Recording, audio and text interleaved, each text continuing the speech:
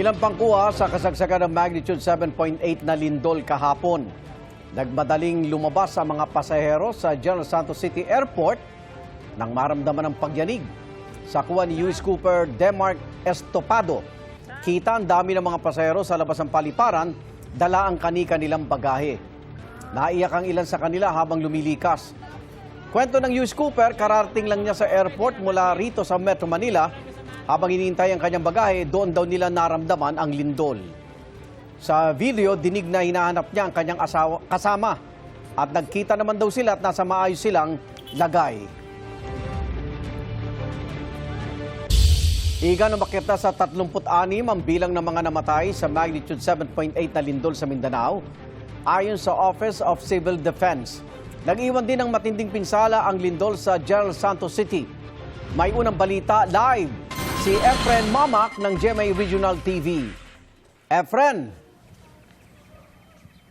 Yes, Igan, dahil nga sa pinsalang dulot ng magnitude 7.8 na lindol, idineklara na ang state of calamity sa General Santos City. Buti na lang nakalabas na ang mga crew ng Jollibee nang gumuho ang gusaling ito sa Pendaton Street, General Santos City nang mangyari ang pagyanig na magnitude 7.8 na lindol pasado alas 7 ng umaga kahapon. Ang SM Mall naman sa Jensan, tila hindi na makita matapos mabalot ng makapal na usok dahil sa naglalaglagang debris.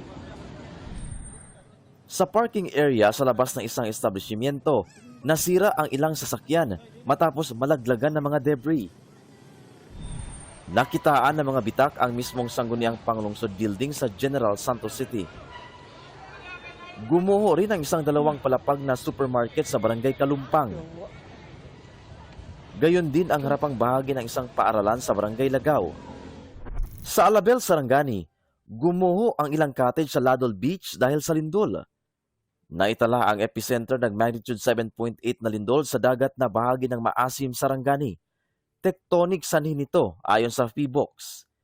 Matindi rin ang iniwang pinsala ng malakas na lindol sa Malapatan, Sarangani. Lubhang apektado ang ilang gusali at bahay. Patuloy ang monitoring ng MDRRMO sa kondisyon ng mga residente at sa danyos ng mga infrastruktura.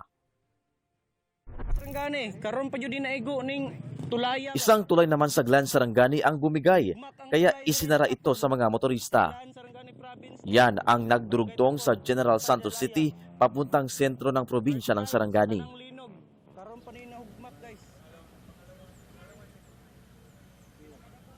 Yes, Iganda, sa likod ko ang kasalukuyang sitwasyon ng isang gumuhong gusali na may fast food restaurant. Kung kaya makikita natin ang mga tipak ng semento sa kalsada at ang mga basag na salamin. Napag-alaman din natin na kaka-renovate lang at fully operational sa mga customer ang nasabing fast food restaurant. At sa taas ng bahagi ng nasabing gusali, meron palang tower antenna ng isang radio station. Kaya kung makikita natin, may mga tower dito ang nayupi. Meron pang sumabit sa kable ng kuryente. At meron pang tangke ng tubig. Kung tatansyahin natin, posibleng dahil sa bigat ng mga pasilidad na nasa taas at kalumaan ng nasabing gusali, talagang bumagsak ito bunsod ng lakas ng lindol.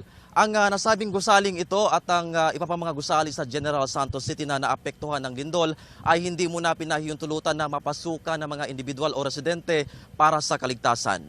Igan. Maraming salamat. Ingat, Efren Mamak ng GMA Regional TV. Patuloy naman binabantayan ng pamunuan ng Jollibee ang sitwasyon sa Mindanao kung saan isa nilang branch ang kabilang sa mga gumuho sa gitna ng magnitude 7.8 na lindol kahapon. Ayon sa Jollibee, ligtas ang lahat ng kanilang crew sa lahat ng branch sa General Santos City. Wala raw nasaktan. Nakikisa sila sa lahat ng naapektuhan ng lindol at prioridad daw nila ang kaligtasan ng lahat ng kanilang staff at customer. Nakipag-ugnayan na rin daw sila sa mga otoridad.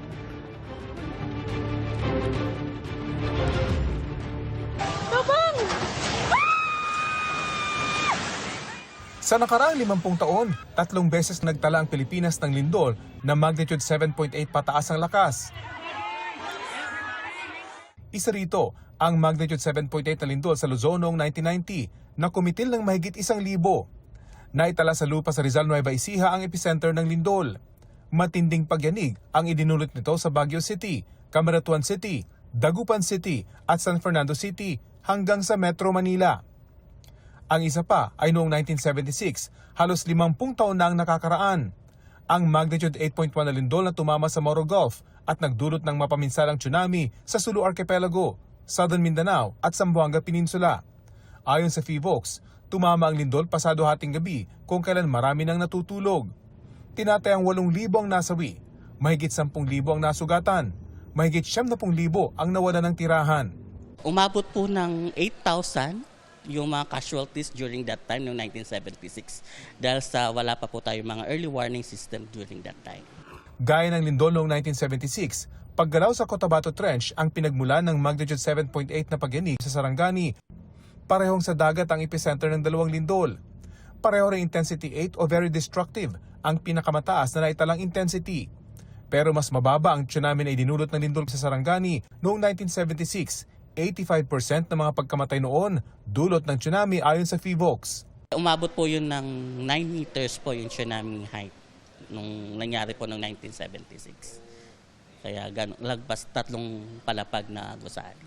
Ayon sa PHIVOLCS, subduction o paglubog ng bahagi ng Cotabato Trench ang pinagmulan ng pagyanig sa Sarangani. Up and down po ito, no? Parang may sinusuntok sa ilalim kapag malapit po tayo sa epicenter ng lindol. Pero kapag malayo po tayo sa pinangyarihan ng lindol, for example, nasa may bandang Leyte tayo or nasa Cebu, ang nararamdaman na po nila doon ay sideway motion.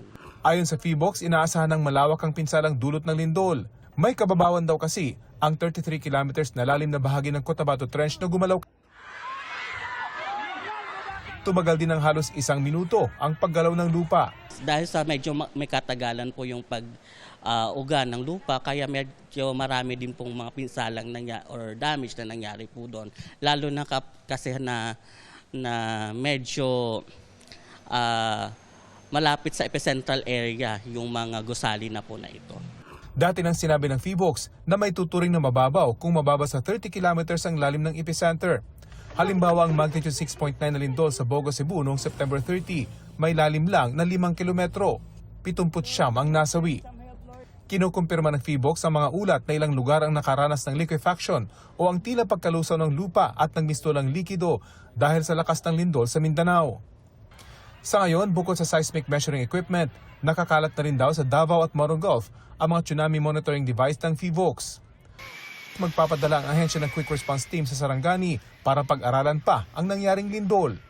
Ang Office of Civil Defense at National Disaster Risk Reduction and Management Council ang inatasan ni Pangulong Bongbong Marcos na manguna sa pagtugon sa sakuna. Pinahanda na rin sa DSWD ang paunang tulong. Dumating na rin sa General Santos City sina DSWD Secretary Rex Gatchalian, DPWH Secretary Vince Dizon at DOH Secretary Ted Hermosa. Naroon din ang mga kinatawan ng Defense Department, OCD, DepEd at DSWD. Sa taya ng DPWH, nasa 1 bilyong piso ang halaga ng danyos sa iba't ibang gusali sa Jensan pa lang. Titignan natin kung ano yung mga pinaka-critical na buildings at iba pang infrastructure na kailangan nating madagyan ng pagsasaayos. Ito ang unang balita. Rafi Tima, GMA News. Sa ibang balita, naghain ng reklamong grave oral defamation si Senador Erwin Tulfo laban sa 3 sa 18 nagpakilalang dating tauhan ni Saldico. Ang mga inireklamo ay sina Bernard Gumban, Rosebert Waupan at Benny Bolontate.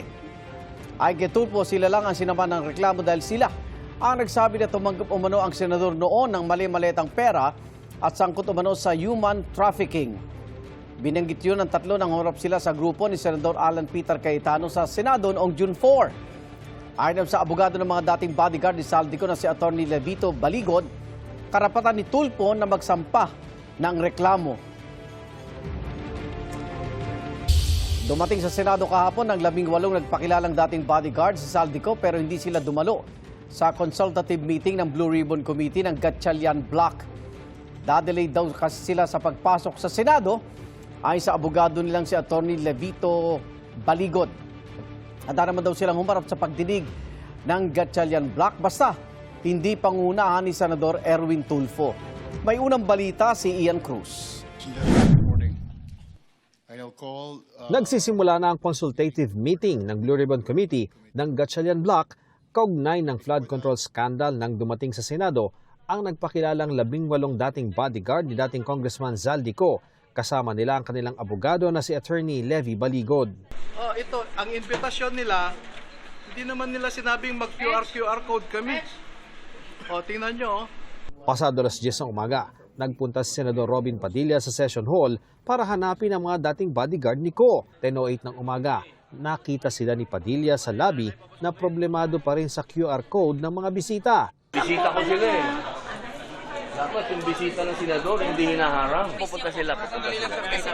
Pero bakit sa office mo, sir? May press con muna. Ako ang pumili. Ako ang nag-request. Okay, sir. Sir, pupunta kayo sa hearing? Pupunta kayo sa hearing? Pero hindi pa rin sila makaakyat dahil sa mga di-planchadong QR code ng visitors form. 10:43 ng umaga o makaraan ng isang oras ay nakaakyat na sina Baligod. Pero imbes sa session hall, dumiretso sila sa tanggapan ni Padilla para sa isang press con. Kasabay niya na isinasagawa na noon ang consultative meeting. Nakakadismaya na hindi po umattend yung 18 bodyguards, yung kanilang abogado na si Attorney Baligod at si Ginoong Mike Defensor dito sa ating patawag. Ito po ay opisyal na patawag.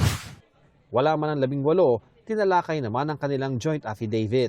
Pinuna ni NBI Director Melvin Matibag ang anyay kahinaan at pabago-bagong testimonya ng mga ito.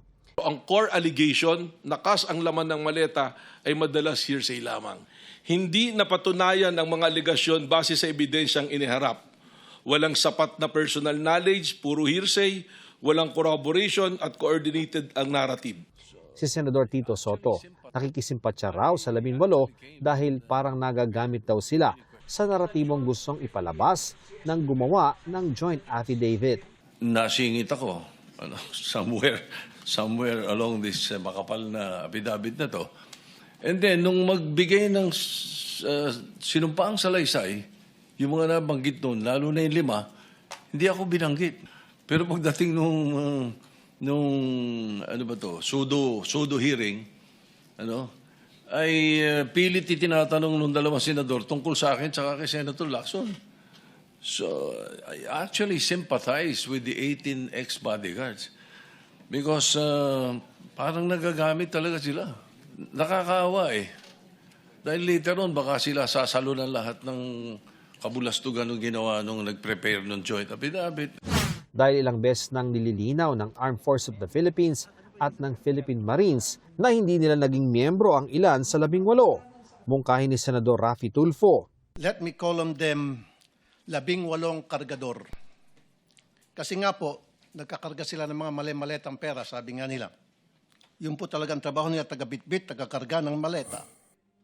Consultative Committee meeting pa lang ang isinasagawa ng komite. Ayon kay Senador Kiko Pangilinan, hindi pa raw kasi nahalal ang ibang miyembro ng komite. The chairperson, as legislative practice will reveal, has from time to time been allowed by practice to hold consultative meetings, even if there is no quorum, even if the committee has not been fully constituted.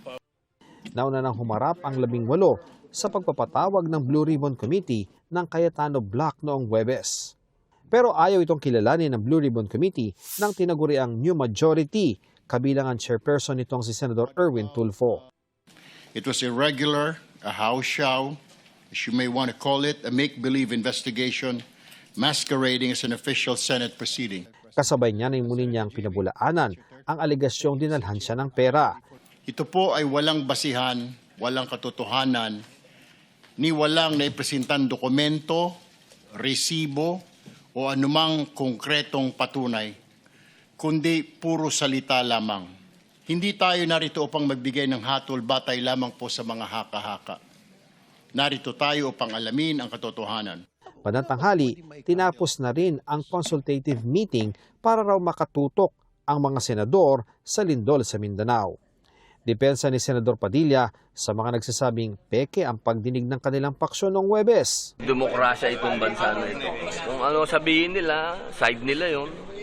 Ganun din naman yung sinasabi ng aming Senate President na ang nire-recognize na ay yung aming hearing. Ang abogado ng 18 dating bodyguard ni Ko, sinabing handa silang humarap kahit sa pagdinig ng Gatchalian Block. Pero tutulaan niya siya kung pangungunahan nito ni Senador Erwin Tulfo na inakusahan ng 18 na tumanggap ng mali-maletang pera. Sino ho ba ang nagsabi na natatakot ang 18 soldiers? Wala naman siguro. Siguro si Erwin Tulfo lang. Ang ayaw ko lang yung mag-preside si Erwin Tulfo as chair. Because that is legally anomalous. Handa raw Senador Erwin Tulfo na mag-inhibit kung maghihiring na ang kanyang komite. Definitely, yung sinasabi lang mag-inhibit, definitely mag-inhibit ako. Plano ko nga sana kaso mga meeting pa lang ito. Pag sa hearing proper, I will announce, I will inhibit. Ay naman kay Senador Gatchalian, iimbitahan pa rin daw nila ang 18 dating bodyguard ni Ko. Dito na sila sana pumunta na lang sila dito. Why all the drama of pupunta pa doon, may press con. Nandito na sila, this is the best venue to tell the truth. Ang sinisi ni Baligod sa di pagdalok ay ang naantala umanong pagpapapasok sa kanila. Meeting, consultative meeting. Sayang yung opportunity. Na-delay kami sa entrance din kasi. Halos sabay natapos ang press con ng 18 at ang consultative meeting ng Blue Ribbon Committee na nag-imbita sa kanila. Sa press conference, tinanong si Baligod tungkol kina Senador Mark Villar na nahatiran umano ng mali-maletang pera sa Las Piñas pero di nabanggit noong Huwebes. Nakita nila, sir, na tinanggap mismo ni Senator Mark? Wala po silang sinabi na ganon. Basta pinadala nila sa address na yon. At pagdating po ng masusing pagtatanong ng panel of investigators ng ombudsman, ay dyan po nila maging official na sabihin kung nakita nila o hindi. Nasa affidavit din ang paghahatid umano ng pera kay Senador Loren Legarda. Pero kay Senadora Loren, hindi. Wala sila nakita. Hindi nila nakita na nakapasok sa gate. Kasi yun yung what they clearly recalled was that pagbaba ni Saldico, nagbukas ang gate, pumasok siya, sinara din yung gate daw. So pati si Mark Tiksay na usually sumasama sa kanya, naiwan sa labas. Pagkatapos ng press con, dumiretso sina Padilla at Baligod sa tanggapan ni Senador Tito Soto. Matapos ang halos isang oras, ay lumabas si Padilla at sinabing si Baligod lang ang kausap ni Soto. Nang lumabas si Baligod, sinabi niyang kaibigan niya si Soto. Anya, ipinaliwanag din niya kay Soto na na-delay sila sa gate ng Senado. Kung ipapatawag daw muli sa pagdinig, ay dadaluan niya ang mga kliyente. May 14 pa raw na dating tauhan din ni Ko ang pwedeng tumistigo. Attorney, malaki ba pasabog nila talaga? Tingin mo?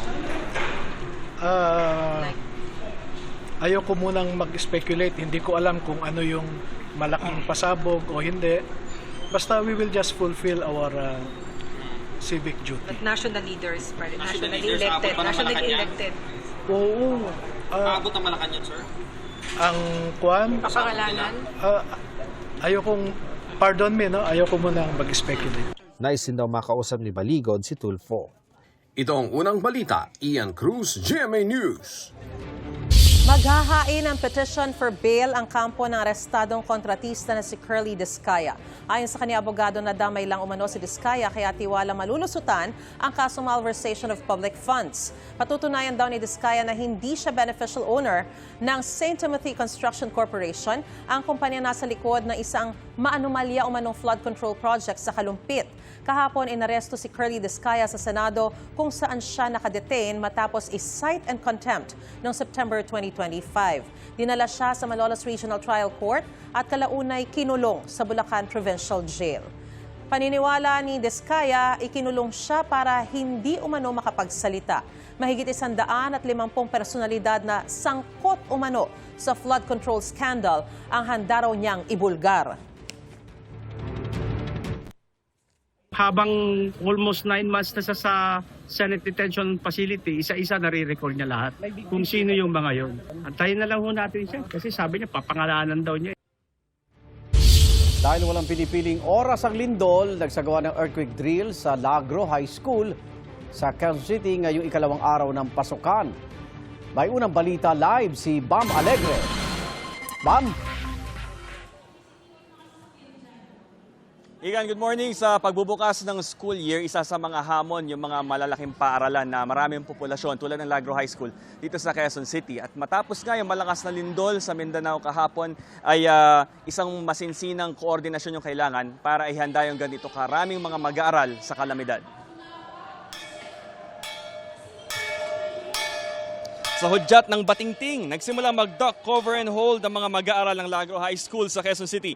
Bahagi ito ng earthquake drill na naging prioridad ng paaralan, lalo pat nakaranas ng magnitude 7.8 na lindol sa Maasim, Sarangani na nakaapekto sa maraming bahagi ng Mindanao kahapon. Agad yumuko ang mga estudyante at ginamit na pangharang sa ulo ang mga bag. Matapos nito, maayos silang pumila at lumabas ng silid-aralan. Nagtipon na mga estudyante sa open grounds ng paaralan para umiwas sa posibleng mga debris sakali magkaroon ng lindol. Matapos ang ilang section, buong paaralan ang nagsagawa ng earthquake drill. Mahigit 6,000 ang populasyon ng Lagro High School, isa sa malalaking paaralan sa Quezon City. Nang matipon na ang lahat sa field, nagsagawa na ang mga guro ng orientation kaugnay ng kahalagahan ng ganitong earthquake drill para mailigtas ang lahat. Pakinggan natin yung pahayag ng ilang mga estudyante pati ng guro na nanguna dito sa earthquake drill. Nakakatulong po siya para po malaman natin kung ano yung gagawin. Sobrang halaga niya po para hindi po magkagulo tapos maayos po na ma-evacuate yung lahat tapos ma-ensure po yung safety ng karamihan. The big one ay inaasahan lang natin na 7.2 dito sa atin sa Metro Manila. But then, dahil sa nangyari doon sa Jensen na 7.8, kinakailangan mas paigtingin pa namin yung paghahanda na gagawin upang makalabas ng ligtas ng mga bata sa eskwelahan na ito. So Igan, sa ngayon ongoing yung earthquake drill. Matapos yung actual implementation nito, kailangan ipaunawa sa mga mag-aaral yung kahalagahan nito. Ito ang balita mula rito sa Quezon City. Bam Alegre, GMA News.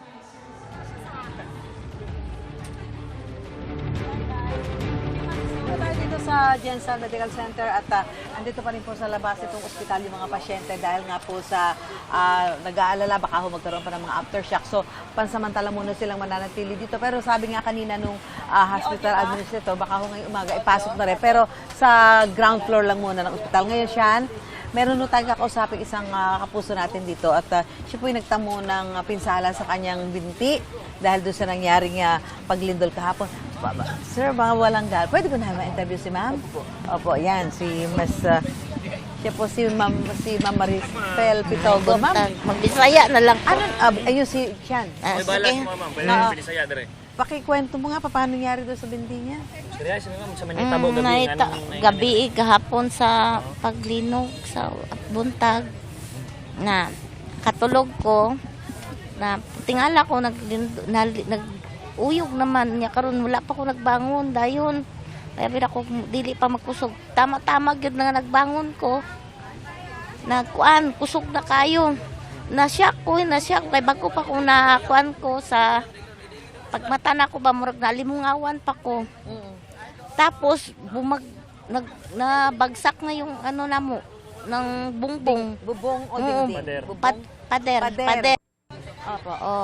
Tapos dito na dire naigo sa kong ulo. Tapos siyempre pag naigo dire nabagsa tumba na kuan ko. Dire tanan ang simento. Oo, ang lahat. Oo, dire sa akong tuhod, dire. Dire. Pero una na trip sa ana. Sabi niya, Mami Shun, na natutulog daw siya, nagising daw siya ng lindol. Tapos pagising niya, syempre, medyo nagulat siya. Pagtayo niya, biglang bumagsak na yung pader. Direct na yung lakas niya. Tapos na siya, parang natulala ako, na gumanon lang ako ba, nakatayo sa pinto ng ano ko. Kasi parang, ano ba, pagtingin ko, yun din pag ano ng ano, bubong namin. Sakto talaga. Dito na, ano sa ano ko, na ano ako na upo. Yun na, dito na bagsak sa tiilan ko. Dito na siya na nagbagsak. So, kaya tumawag ako ng mga kapitbahay ko, tulungan niyo ako. Wala may kauban na sa balay ito eh. Wala, kaya akong anak din, daga naman dahil isa lang makaanak na ko dira. Tapos, ngon ko tabangi ko, narakit na kuan man ako ang tingog ni sa akong kapitbahay. Nako inday, tabangi ko day mayit. Nako diri nakuan nabagsakan ko sa kuan sa pader sa balay. Mo to gipagdagan kay naa day akong anak na ko nga lalaki. Ana siya, mamang, ano siya, hilak na akong anak na laki. Kaya abilan niya patay na ko. Kaya siyempre, nakita niya ulo, dire. ganun na Oo, ulo. Kwan, abilan niya patay na ko. Hilak siya, mamang, igakos ko niya, mamang, ano. Kwan, abil ako, nasa trabaho daw ako sa kapitbahay namin ba. Moto, ano ko niya, baba ko niya. Tapos yung bunso namin, bunso ko, sabi niya, tulungan natin. Gidayungan ako. 17 o 19. Katong 17 o 19 mo anak, nagbitbit si mo Anto dire. Dili, sa court lang sa basketball sa Saig. Sa court sa Saig. Tapos, makatindog pa man ko, pero pag magtindog ako, katong tuhod na, ginaganon, makakuan siya, ma-down shot ko ba? Ako na lang atong dire. Kaya tawag akong anak nga babae o ambulansya.